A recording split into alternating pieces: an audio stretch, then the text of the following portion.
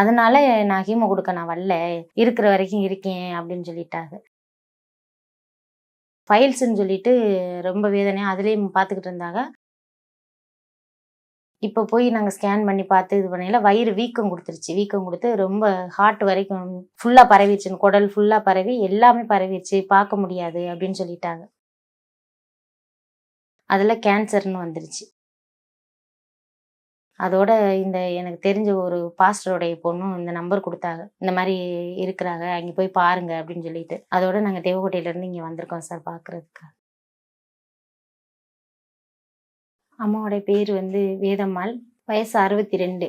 நான் தேவக்கோட்டையிலேருந்து வர்றேன். அம்மாவுக்கு ஒரு 12 வருஷத்துக்கு முன்னாடி கேன்சர் செஸ்ட்ல இருந்து ஆப்ரேஷன் பண்ணியிருந்தான். மாத்திரை வாங்கி சாப்பிட்டுக்கிட்டு இருந்தாங்க. வாங்கி சாப்பிட்டு அது ஒரு 10 வருஷமா சாப்பிட்டு எந்த ஒரு சைட் எஃபெக்டும் இல்லை, நீங்கள் மாத்திரையை நிப்பாட்டுங்கன்னு சொன்னோடனே இப்போ அம்மா 3 வருஷமா மாத்திரை சாப்பிடல. தம்பி இறந்து போயிட்டேன் ஆக்சிடென்ட்ல, அதோட மாத்திரையும் சாப்பிடாம விட்டாங்க. இப்போ வயிறு கொஞ்சம் மூச்சு திணறல் மாதிரி வயிறு வீங்க ஆரம்பிச்சிருச்சு. கொஞ்சம் வேதனையாக இருந்துச்சு. ஃபைல்ஸ்ன்னு சொல்லிட்டு ரொம்ப வேதனையாக அதுலேயும் பார்த்துக்கிட்டு இருந்தாங்க. அதை போய் சிடி ஸ்கேன் போட்டு பார்த்தோம். நாங்கள் எம்ஆர்ஐ ஸ்கேன் போட்டோம். அதில் கேன்சர்னு வந்துருச்சு. கேன்சர் உடம்புல பரவி இருக்கு அப்படின்னு சொல்லிட்டு ஹீமோ கொடுப்போம் அப்படின்னு சொல்லிட்டு 2 ஹீமோ கொடுத்தோம். 2 ஹீமோ கொடுத்து ஒரு 15 நாள் கழிச்சு திரும்ப ரிட்டர்ன் வர சொன்னாங்க. நாங்கள் போகலை. அம்மா கொஞ்சம் நல்லா இருந்தோன்னா போக மாட்டேன்னு சொல்லிட்டாங்க. இப்போ 4 மாதம் ஆச்சு அந்த ஹீமோ கொடுத்து.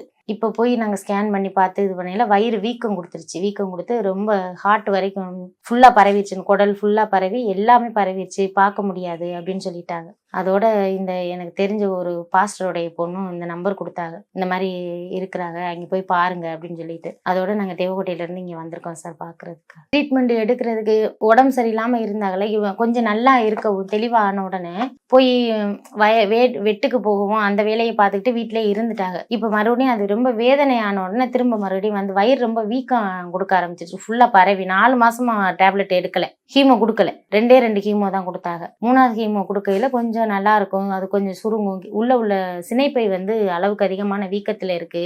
அது சுருங்குனா நம்ம ஆப்ரேஷன் பண்ணுவோம், அப்படி இல்லைன்னா நம்ம ஹீமோ தான் கொடுக்க முடியும் அப்படின்னு சொல்லிட்டாங்க. அது ஏற்கனவே கொடுத்ததுனால நரம்பெல்லாம் இல்லாமல் இருக்கவும் அவங்களால ஹீமோ கொடுக்கறதுக்கான சக்தியும் இல்லை உள்ட்டே. அதனால நான் ஹீமோ கொடுக்க நான் வரல, இருக்கிற வரைக்கும் இருக்கேன் அப்படின்னு சொல்லிட்டாங்க. அப்புறம் தான் இங்கே ஊசியெல்லாம் போட மாட்டாங்க, மருந்து மெடிசன் வாங்கி தர்றேம்மா அப்படின்னு சொல்லி கூட்டிட்டு வந்தேன். இங்கே சொல்லியிருக்காங்க உள்ள அளவுக்கு அதிகமான ஃபுல்லாகவே இப்போ லேசாக ஒரு இடத்துல இருந்தால் ஏதோ ஒரு பண்ணலாம், சிசேரியன் பண்ணலாம், அதுக்கான மருந்து கொடுக்கலாம்.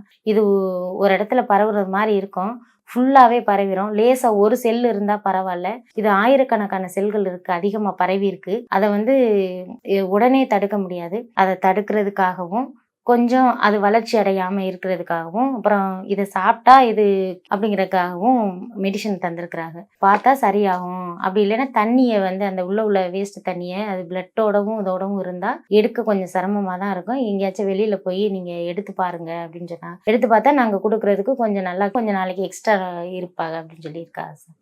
தேங்க்யூ.